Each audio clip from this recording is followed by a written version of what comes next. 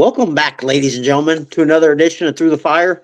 I am your host, Ryan Wickline, and today we're joined by a very special guest. He is a high performance coach, multi show podcast host, and a minister, Mr. Yusef Marshall. How you doing today, Yusef? Good, Ryan. How you doing, man? Thanks for having me in here, man. I appreciate this. Hey, man, I'm kind of excited to kind of connect with you, even though you're a Michigan fan. You have to live with that one, baby. It is what it is. Michigan beat everybody. I love it. I love it. So the number one question the audience is probably wondering, who is Yusef Marshall? Ooh. Well, I used to say jack of all trades. My wife was like, you got to stop saying that. Because at some point, you want to try to master some of the things that you've done. At least one thing, right? So in some circles, I'm known as a professional speaker. I don't do a whole lot of moving around the country, but I do some stuff locally and online, virtual stages, that kind of stuff. I even published some books, co-authored some books as well that became bestsellers. I don't do those things that much anymore. I think most of my work is going into my high performance coaching work, which is just really starting to get off the ground. I've been coaching for 30 years, but not in this realm. So it's a new one for me since late last year. And then, of course, multi-show podcast. We got 4 shows. Used to be a lot more than that. We streamlined the things that I was really passionate about and the premise and people who I was talking to and hearing their stories. So we got 4 shows on our brand now, plus the ministry that my wife and I are doing. We just helped build a church in our local area. And we've been really heavily involved with that, from leadership development stuff, discipleship, worship leading, teaching children, everything you would do when you first started church. We kind of got our hands in everything. So those 3 areas was keeping me busy. Do some stuff on the side, man, but that's where all the energy goes. Nice. If I don't have any by 5 o'clock in the afternoon, because all that stuff is happening. But yeah, that's my life. That's who I am as a person. I'm a crazy kid from Brooklyn who found Jesus, and now I'm just trying to make folks' life better than it was before I met him. So yeah, that's my goal. Nice. What led you to start coaching? Funniest story in the world, because it literally makes no sense, but in hindsight, I think I can get some context out of it. But as a young kid back in New York, which is a place that people have a lot of different opinions about, but there's a lot of things from where I came from that helped forge me. So I never have a bad word to say about it. But as a young person, probably about 8 or 9 years old, I would have people who were 5, 6 times my age asking me for advice. I didn't understand that. I thought it was something else sinister going on. I'm like, how would I know the answer? I'm not even out of elementary school. How would I know the answer to these questions? And after a while, it became such a thing that, after one time you say, okay, maybe just an isolated incident. 2 times, hey, maybe just a coincidence. But 3, 5, 10 times, people are constantly asking you for advice, even in public places. Something else is going on that's bigger than you. And before you know it, I was still dealing with that, still answering these questions, people who were way out of my experience range, and answering them with some level of wisdom and effectiveness. And it wasn't until maybe almost 30 years ago that I said, I'm going to go ahead and jump into coaching, because I was getting so many calls. Back then we didn't have the internet yet. So many calls and so many interactions that it was hard to handle. I kept saying yes to everything. So I said, I'm going to start my own coaching practice. And I was in Florida at the time. That's how I started it. So I started my own coaching practice. I had paying clients, people who I worked, people who I knew. And they were like, this helped me so much. I helped them start businesses. I helped them solve some private struggles they had. And before you know it, kind of just became a constant thing. And I was doing it professionally for almost 30 years now. So very weird how it started, but I'm still doing that with some boundary lines and some guardrails now, more than before. But yeah, I'm still coaching. Haven't stopped. Not sure I can stop. Yeah. It's kind of in the blood once you get started. Yeah. It's been going on for a while. So yeah, I'm pretty sure that I couldn't stop if I wanted to. Officially or unofficially. What types of services do you provide? Well, at the time, I was doing personal and business life coaching. I was helping folks start businesses, and I was helping them deal with spiritual issues, if you will.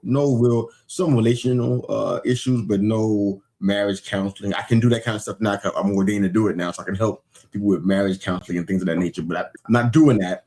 Now I'm just essentially coaching men. So these are men between the ages of 30 and 60 who have bottlenecks in their life, in their career. Perhaps they struggle with other things. That's kind of where my focus has been. So I've been helping them do that, helping them build kind of what I call a life operating system, areas of discipline and focus, and reframing some ideas, some limiting beliefs, and help them walk through that. Because at the end of the day, I am a husband, father, brother, and a son. I can really speak to that. And along with the experience, the coaching, the business acumen, I got a rare opportunity to help men who are challenged with some things that are kind of hold them back from achieving their destiny in life. So that's who I reach out to. Essentially, it's faith and community leaders, but I do have people who are in entrepreneurship, who like my help, people who are in some kind of spiritual leadership or some kind of organization like that. They're usually people who will come to me for help for that. So that's my audience. That's kind of who I'm serving, and some other folks trickle in from time to time, but that's who I'm helping right now. Awesome. What would you say there's probably your client's biggest challenge they face is? I think the biggest challenge is not knowing their purpose. And that sounds cliche in some cases, I guess, but it seems to be the common thing. Probably more than 95% of the time I hear that. People who are clients, who are thinking about being clients, or who never pull the trigger and become a client. It's the main thing. What am I doing here? Why am I doing this kind of work? Why am I in this space? Why is this not working for me? And it always goes back to purpose. We can try to add little ideas and concepts and try to make these things work and help steer them in certain directions. But at the end of the day, it always comes back to purpose. If you don't know why or who you are, identity-wise, if you don't know what you're here for, everything you do, everything you try to build, it's going to always hit that wall of, okay, I'm not fulfilled by this. Why am I doing this? Why am I feeling so much stress out of this? Why am I feeling so much pressure when this should be a happy place? This should be something that should be fulfilling and joyful. I'm building something that matters. Why am I not feeling good about it? So it always goes back to purpose. And that seems to be the number one answer when it comes to what people come to a coach like myself for. It's always about purpose. How many clients that you work with you end up figuring out that they're in the wrong career? I don't have any stats in front of me, but just off top of my head, I would probably say more than half over a near 30-year period. Probably more than half. The amount of people who actually made a change in that area is a lot less because that's scary. That's scary to make a change like that because it affects more than just you. It affects your family too, and perhaps your well-being in some areas, your status. So it affects a lot of different things, but probably more than half, Ryan. Probably say, You know what, this is not the right place for me, but I don't know where else to go. So that's the next wrinkle in the story, but probably more than 50%. Yeah. So let's say that, what advice would you give to somebody out there that's probably listening right now that doesn't know their purpose? How would you suggest they go find it? Sounds real easy. There's no such thing as purpose.com. Go find your purpose on purpose.com. If it was that easy, everybody would do it. I really feel like, and this is something that this is not meant to be self-aggrandizing or to draw people to me, but I tell people this even if it's not me. If you know somebody, because usually we know somebody in our life who has wisdom, who's further down the success journey than we are, when they say things, it impacts us in a different way. If you know people like that, even if it is me from this broadcast, if you know people like that, reach out to them. Get out of your comfort zone, reach out and say, you know what? I really need some help here. Can we have a conversation?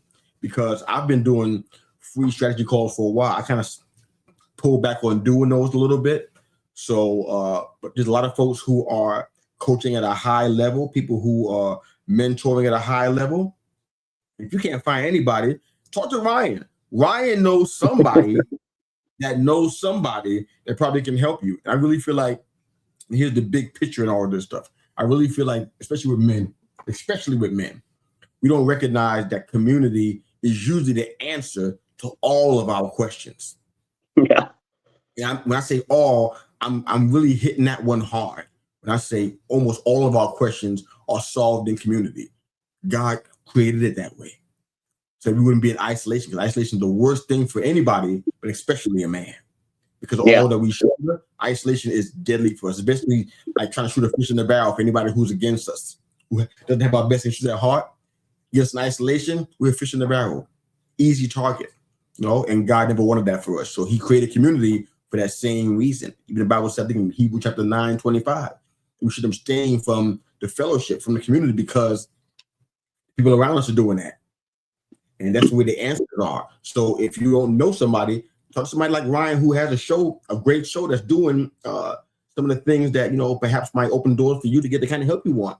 If it's me, I'm going to have a conversation with you, because I really feel like I was in that place many years ago, and I wish I had that. I didn't have podcasting. I didn't have coaching and mentoring to lean on. I didn't have people who were solid in my life that I could reach out to. I would have loved to have this. So this is a blessing. Back to answer the question without rambling on anymore, I would say, you know what? You got to locate the people who you're in community with. If you're not in the community, there are places you can have one. But at the end of the day, if you meet somebody, whether it be Mr. U, whether it be Ryan Wickline, reach out to them and ask them, do you know somebody that can help me with blank? It starts with a question. It starts with the first step. It's easy to Google stuff. Anybody can do that. You know anybody? What kind of answer you really going to get? These are live people who are out here in front of you with content. Thing that you can kind of, search Ryan's content, search my content. If it makes sense what you hear, if it rings a bell for you, if you will, if it tickles your fancy, you know what I'm saying? Then start taking some steps. Talk to the host. Talk to that person that you heard on that podcast, or on that radio show, or on that, in that content creation space. Ask for help. Talk to somebody. We don't do that enough, and it's to our detriment, man. Yeah, I completely agree with you. What was your why when you decided to leave your government job and become an entrepreneur? Great question, man. It's funny. Honestly, entrepreneurship's been in my blood since I was a young person. I was doing it, the whole lemonade stand. I was living in New York too, so I had the hustle. It was already flowing through my veins. It wasn't even hard to do that for me. I was in the hustle. I lived hustle and breathed it every day. So I was always trying to find a way to make a buck legally in almost every case. But it was easy, but I didn't. My mother came from a place in the world where hard work and having a job and having the quote unquote stable life was more important than entrepreneurship. So that was being fed to me. And I leaned into that because I wanted to please my mom, and I wanted to make sure I didn't, make her life hard. She already dealt with a lot of hard things. I was trying to make it as easy as possible, try to be a good son and whatnot. So I ignored the entrepreneurship itch, and I leaned into the, white picket fence dream, the American dream. I leaned into it, and I tried to do that. And I tried to do it for decades. And it was like, I just never felt it. I struggled with it. I was in jobs, sometimes in and out of jobs, like just not feeling this. And at this time, it was right before COVID. And I was, in a workspace with the government, corporate world, especially in the management space. The kind of pressure that you deal with are incredible, just for a lack of a better word. And the stress was getting to me. It was starting to impact my health in a way where I was in some dangerous places from a health standpoint. I've been a healthy, active, athletic person my entire life. So to get in that space, it's rare. And this is out of the ordinary, what's happening right now. And it was scary to me. It was scary to my wife, my children. And one day, I won't go into the details, but it was one of those days where like, you know what? Today's the day. If you don't get out now, who knows what'll happen? So I got out. And right after that, or not long, 6 months after that, that's when COVID hit.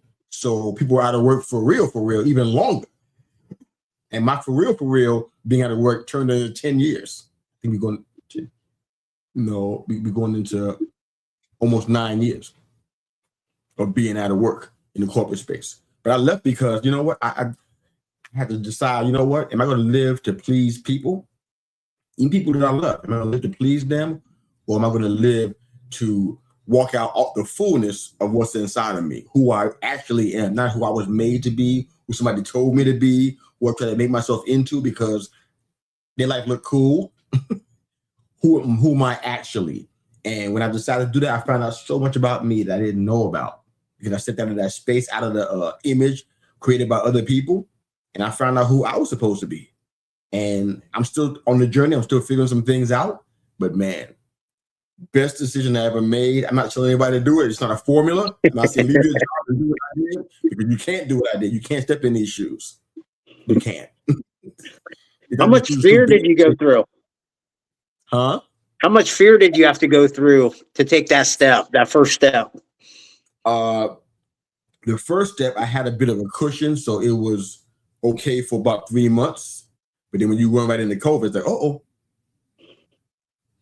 things have changed, and now your cushion you can't rely on it anymore. Like, so the whole world was shutting down for the most part, and people were getting trimmed. I had a job after that, and they trimmed the fat, and I was the first fat they trimmed.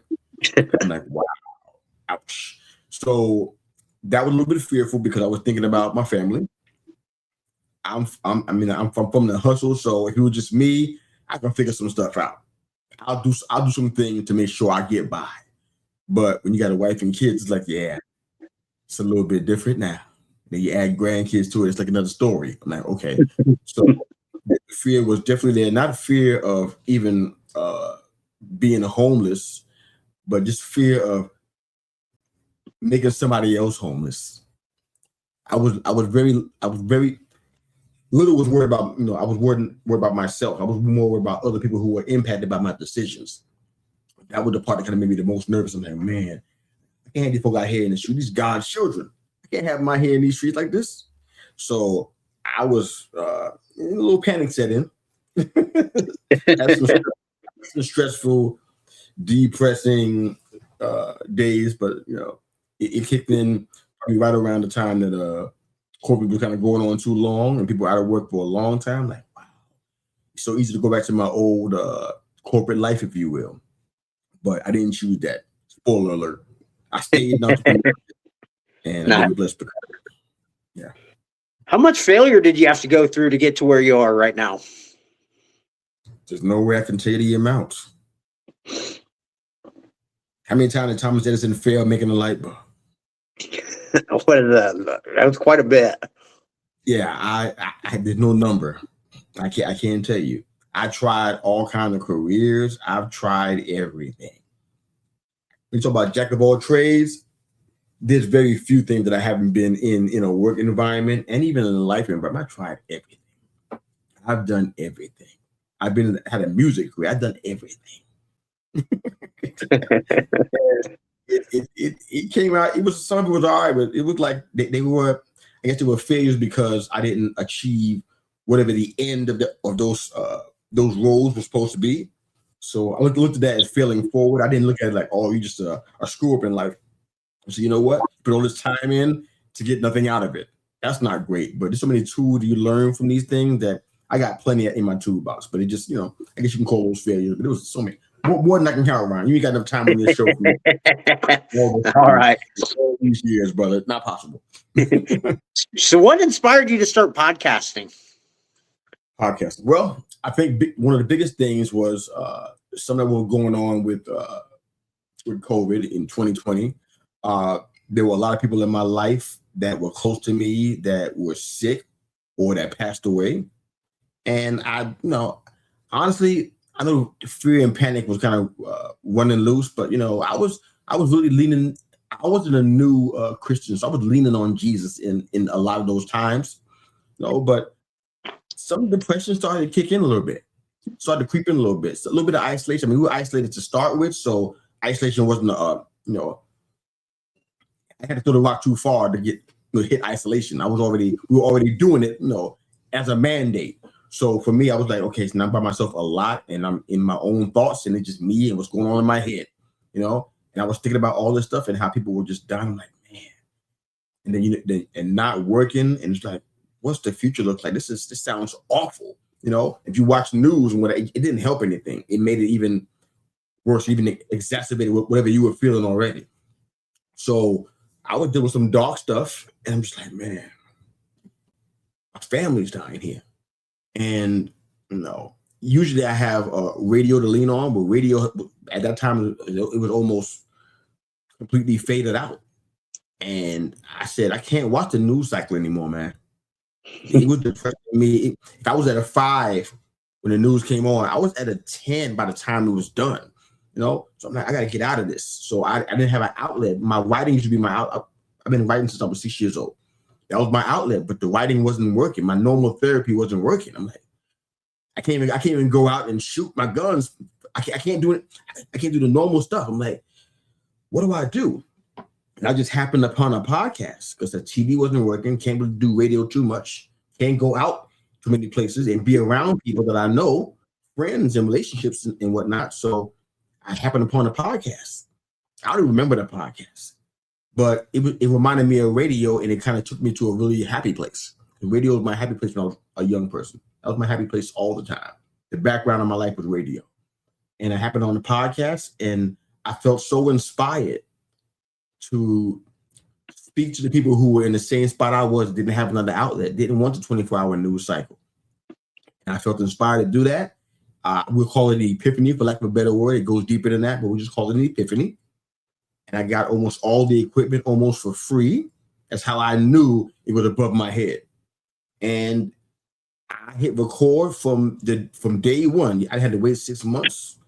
I didn't wait a year. Day one, I started recording, and people started responding to it. That was our very first show. They called me Mr. U, the podcast. Very first show. And on that show, we talk about everything. There's nothing that's off limits on that show. That's the only one, the show that we have on our brand. That's kind of, if it's in my mind, we might talk about it. So we did that, and we launched that, and there was a response to it. People were feeling like it was a safe space in a really crazy world, and they started responding to it. I heard from people around the world, not just around the country, Africa, all kind of places. I'm like, wow, this is catching fire. And it became a thing, and it's probably our most successful podcast to date. I think it's still in the top 0.5% in the world, 5%. I get it mixed up sometimes, but either way, it's good. Yeah. And it's like, that's incredible. So that's how we got into podcasting, and I haven't stopped yet. Not even sure how to stop, even if I wanted to. We're doing really good. I'm excited Awesome. about it. So you said you had 4 podcasts going on right now, right? I do. Can you tell us about them? Of course.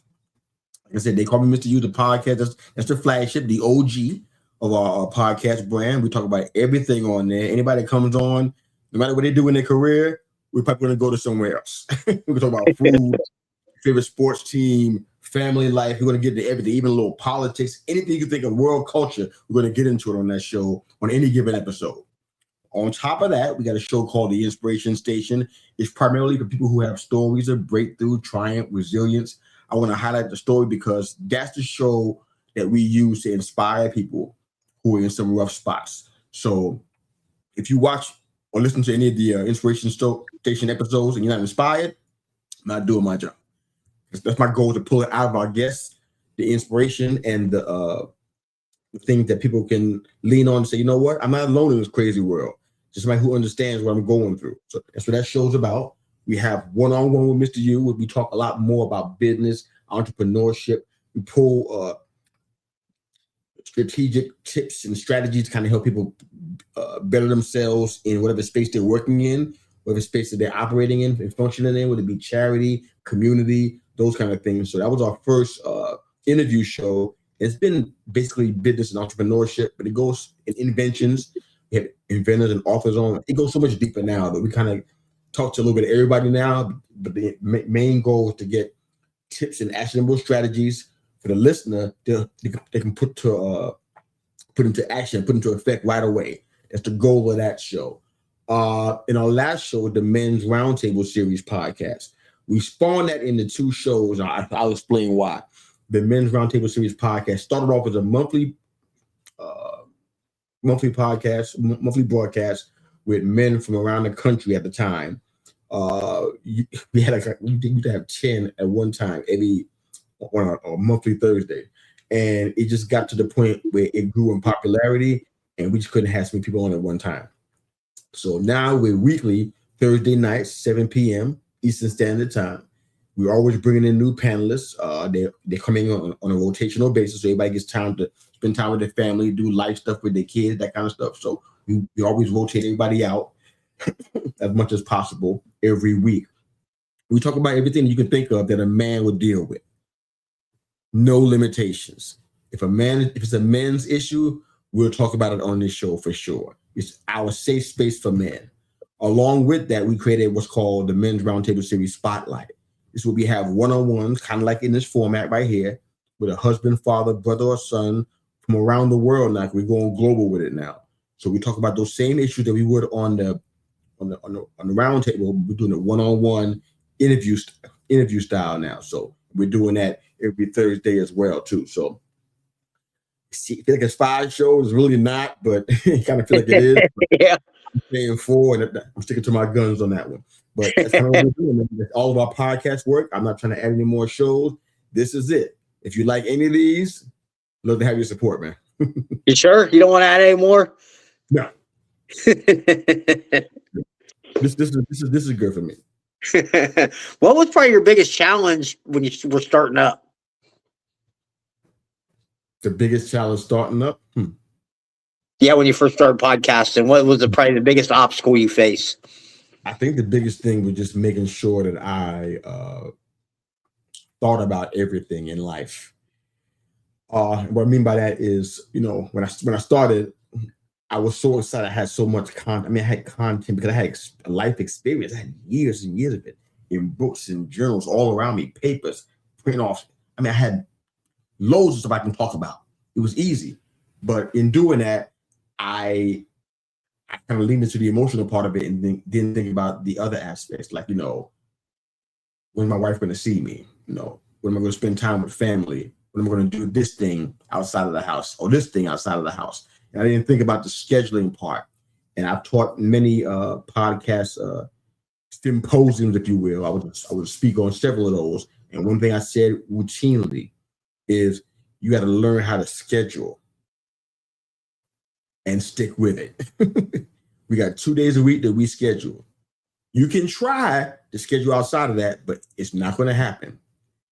The only reason why we're doing this one today is because you and I had a prior arrangement before I locked down what my schedule is going to look like. This will never happen again on the day that we're doing this. It'll never happen again. Nice. There's 2 days that we do this. All the 4 shows on our brand. If you try to schedule outside those days, it's not going to happen for you. I'm going to redirect you back to the 2 days that we do. And I try to guard and protect my schedule because at the end of the day, you have to do that. It's great to be a great podcast, but at the end of the day, you still got life that you got to do. And you got to take care of that, and it has to be priority. So that's probably one of the biggest things. It didn't take me long to learn that. It was probably a good month, like, ooh, I'm messing this thing up. I need to get this tightened up. We had that talk in the beginning. I told you the same thing, that I had to change everything in mine because I was getting burnt out too, because I was letting people have access to my schedule. It's like, whoa, this is way too much. Along with what I had at the time, this is when we first started, along with what I had, I was probably either I was a regular panelist or a walk-in guest or on some kind of panel of 20 shows, including mine. How'd you do that? That's what I'm trying to tell you. On a weekly, it's not sustainable, man. Yeah. As a matter of fact, absolutely ridiculous. That's what happens when you say yes to everybody. And you underestimate the power of no. That's what happens. And when I figured that out, a lot of people decided to cut me off because I said no, because I was trying to get my life back. So it's one of those things where it's like you just can't do that. You got to make sure it's sustainable. Because it's podcasting. A lot of folks that are watching this and may want this to be a business. At the same time, that's what I don't know if you understand this, Ryan, but I'm gonna share this pet peeve real quick. I know people who want their podcast to be a business, and they think that doing it 7 days a week makes it a business, or gets you closer to it being a business. No, what it does is it'll allow you to have more content on your timelines and on your platform. Yeah, you have more places to look, but it's not going to make it a verifiable business. It's not going to make it more business-like. It's not going to give you any equity with these platforms like YouTube and Instagram, etc. It's not going to happen. What's going to happen is people who are able to connect with what you're doing because you're connecting with it. If you got 10, 15 different projects, guarantee you're not giving 100% to all those things because the math doesn't add up. You're probably giving about 11%. Yeah. I said that was the first one of the things I learned too was, hey, if I'm not like getting my like rest and being energized, my time alone to recharge, how good is my content going to be? Am I going to be a good host for my guests? I've seen it. People come in with their hair all frazzled and bloodshot eyes, and they want to talk about Aaron Rodgers. I'm like, yeah, okay, but it's like it's not all you. You're not all here, and it's like you're on fumes, and people know that and they sense that, and it's like it doesn't give off a good vibe. It's just like you gotta care about you in the process. That confidence, that boldness that comes out of you, it comes across to the people who are watching and listening. If you just sound like you're a bubblegum chewing, I don't know a nice way to insult somebody, but it just if you come off like you just don't care about yourself, it's hard. It's a hard sell to get them to care about your show. Yeah, you got to care a little bit. People having their shows in their cars, with all kind of noise, and it's like if you don't care about yourself, you don't care about your show either, and vice versa. So. Yeah, completely agree. What's probably the biggest reward you get out of podcasting? I think just meeting people and hearing their stories. I know all 4 shows kind of do that, some even more than others, but I think that's the biggest part because, wow, I hear things that makes your story pale in comparison. And I feel like with what's going on in the human condition around us, that's why I love our shows, especially Inspiration Station. That's why I love it, because when you hear those stories of what people are going through, it's like, what were you complaining about again? What were you griping about on social media? What part? Do you hear this story? And it makes your story look foolish in comparison. It's like, wow, I could actually have turned that around and reframe that. I made a thing into a rallying cry about how bad my life was, and oh, woe is me. Look at this person's story and look how they're acting. Look what they're saying. Look what they're not saying. So the stories and the perspectives, I get help every time I interview somebody. I get help. I don't care what show it. I get help every time. I get a note, a thought, an idea, a quote, a plan of action every single interview, every single time. I should be evolved by now, right? But I get help. I get help every single time, man. That's been a blessing of this whole journey, man. Guaranteed, hands down. I think that's my favorite part, is hearing other people's stories of what they've went through to get to where they are. Because everybody's like, oh man, my path's so much harder. Well, it might be, but somebody else took that same path and got to where they are. Yeah. You're also an author. Can you tell us about your books? I can. I co-authored a couple of books recently that are doing really well. I'm not sure they're bestseller status or not, but there was some collaboration. There were some folks sharing some rough parts of my story and how I survived, some rough stuff back in my hometown. My first book was called The Heart of the Stepfather. You probably can Google it and probably will find it, but it's out of print now, so I'm not even sure you can find a copy now. But it was the chronicles of my life, trying to be a father without actually having one in my life. I felt compelled to write that story, and it's been it was a springboard for all the work that I'm doing. I'm like, wow, I can write and it can be well received, and I can write some more stuff, So I got a blog now. I got a newsletter. I'm doing all kinds of stuff. So I've been writing for a long time, like I said earlier. So it's not really a new thing, but just to venture out into that space, I'm like, wow. I don't feel compelled to do anymore, but I have books that, can be published now. I just don't prioritize it. I'm like, I'm doing so many other things. Those are the things that matter right now. But yeah, those are, to be an author, man, I kind of really feel like, everybody can't be an author. I'll just put it like that. Yeah. I'm not, I can't do it because I've done it 3 or 4 times, so I know I can do it. Excuse me. I think my thing is that, you have a story doesn't mean you have to be an author. I really feel like it was something that I was drawn into, and that's why I took advantage of the opportunity. But, I don't feel compelled to write a book every time I have any level of breakthrough. I mean, could you imagine somebody have a breakthrough and they try to write 15 chapters on that breakthrough? I mean, you know what's going to happen. You know what's going to read like. Yeah. I take that same mindset into what we do with the podcast. Same mindset. Just because I have a great idea, I don't make a podcast episode out of it. I'm bringing a whole bunch of stuff, a whole lot of heat for sure. But I'm bringing a lot more content than that. I'm bringing a lot more thoughts to the table. I'm bringing a lot more reflection to the table. And by the time we get done with a 15, 30-minute episode, there's plenty on the table there. There's plenty for you to ponder and think about. Perhaps too much for some people. But that's how it should be when you're writing a book. This should be an overflow of information. But people are so caught up, not everybody, but certain people, so caught up with being an author of many books. They put out a book every year. And honestly, the books might be trash. They put it out because, you know what? They feel that they have to. And they don't care about the quality of it. It's more about quantity for them. And they think that's going to get them over and make them, known in certain circles. So if I put out a book every 10 years, if that's what I have to do, I know it's going to be gold. Because look how much time I had in between to give you, some chapters that are going to mean something. They're going to stick to your ribs, So that's kind of just what, my pet peeve about authors, but that's my life. Nice. How has your faith played a role in everything you've been able to accomplish? Wouldn't have done it without that. None of it. I know what it's like to be on my own and do my own thing. That means no God, no parent to overseer, nobody to tell me, no mentor to say, don't do that, son. Don't do that. No father figure, no role model. I've been in that spot. I know what it's like.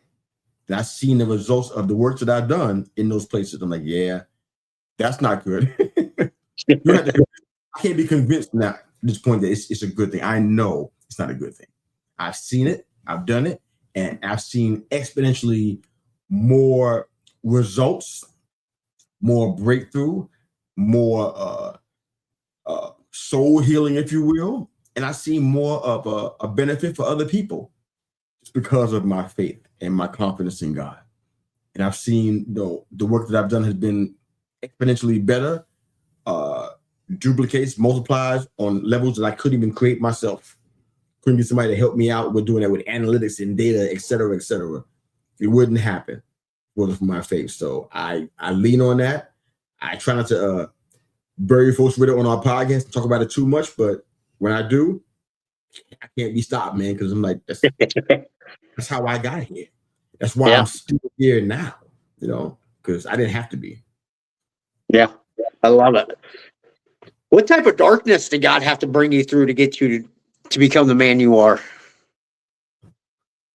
I think the worst thing, and there's a lot of things that I've done, I definitely going to rehash it on your show, brother, for sure. But there was a lot of things that I've done that I think were borderline, egotistical and selfish and things like that. Decisions that I made.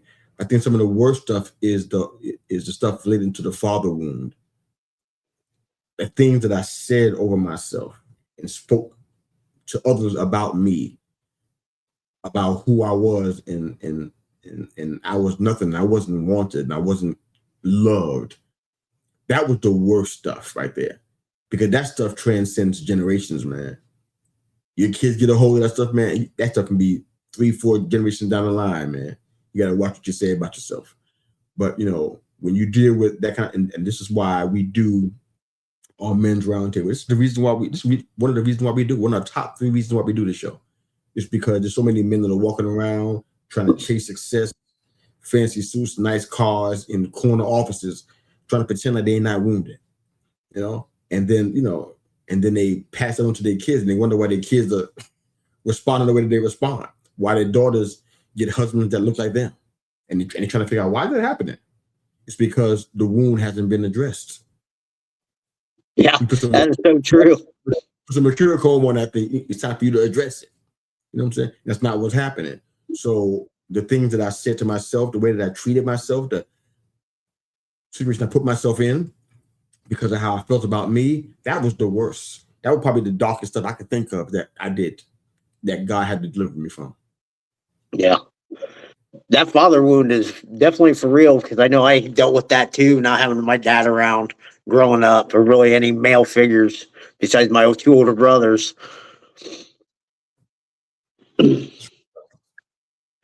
What advice would you give to someone that was going through a purification stage right now? By purification, you mean what? It's like going through that darkness. God's purifying them, leading them back to light and healing them. Okay. One of the things was kind of what I mentioned earlier, because it still stands true. The power of community. I'm not saying just go to a random church and you're going to find community there, because that's really not how that works. You can go Google community.com, but you ain't going to find what you think you want to find. It's like, like I said, it goes back to what I said earlier, and I don't mean to rehash it over and over again, but I think it holds true. If you are out here and you are watching a show like this, or you're on social media and you're running across content that speaks to who you are as a man, and in the exact place where you are right now, it would behoove you to reach out and say, what do you got going on? Can I be a part of that? I know I live all the way in this state or in this part of the world. Can I be a part of this? Is there a group? Can we get on? I mean, if you really care about moving forward, you got to break the whole isolation cycle and the things and the idea that you can do this all by yourself, because, man, it's just not going to work. It may work for a little while, but it's not going to work. I know men who are 40, 50, 60, 70 years old, like, look at the result of you deciding to do this on your own and trying to go solo and be a free agent on this. Look at you. And I'll say it too, because I'm just upfront. That's why my friendship numbers are not high. But I gotta be honest with you. I'm like, look at you, man. You're not where you thought you were, are you? You try to do this thing solo, and it's like, look what's happening. So for the folks that are going through that transformational stage, man, you can't do this by yourself, because you're going to run into some kind of mountain. There's going to be something that's going to trip you up. You need to have somebody to be accountable to and say, you know what? This happened to me. What do I do next? What's next steps? How do I pivot from this? You can't ask yourself that in the mirror, because it's almost like asking AI for help. AI is going to tell you what you want to hear. AI give you advice and say, you know what? I don't like that. And AI say, you know what? You're right. This is a better idea. If I say, I don't like this, you know what? You're absolutely right. I see your point. Here's a better idea. That's the same thing if you look in the mirror asking yourself questions like that. Ryan, how do I fix this? Ryan going to say what AI would say to you. I'll be brutally honest with you. That's what I'll do. But you're going to also say, you're never going to take yourself out of your comfort zone by what you say to yourself, though. And that's not what we do. That's not how it works. Like, you want to believe that, but that's not how it works. Whatever's going to be the least painful, you're going to pick that option. The least comfortable. Yeah, most times, yeah. That's just the way your mind works. Exactly. That's why you need somebody to get into bigger groups that are going to push you to be a better person, make you uncomfortable. Accountability, babe. Yep. How can people get a hold of you? Great question. I've been trying to work on this website for I don't know how long, and that's been going on forever, and it's still not close to being done. So with that being said, I mean, I got resources across social media, but I would say social media wise is probably the best way to contact me. I would say my Facebook podcast page, fantastic way to get me. I have LinkedIn, Instagram. It doesn't really matter what social media you use to contact me. And what I would do from that point, if you're serious about having a conversation about where you're at from a coaching perspective or just mentorship wise, I would set up a call for us to get on and have a face-to-face, if you will, and kind of talk through some stuff. But right now, social media is the best. I have a landing page, but it's not, where I want it to be at, so I'm not really giving that out. So anywhere, just hit me with a DM on social media. Happy to have that convo with you and talk shop, man. See if I can try to help you out. Nice. Is there anything we haven't covered that you want to talk about? No, man, you covered it all, but you covered my entire life, brother. Great job. Try to. Great job. All right. Final question. What is one piece of advice you'd like to leave our listeners with about overcoming adversity?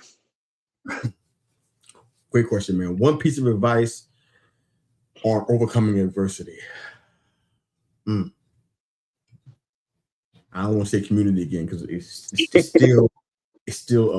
still part of this. But I think one of the things that I learned that I'm still learning is that you can't be afraid to pivot.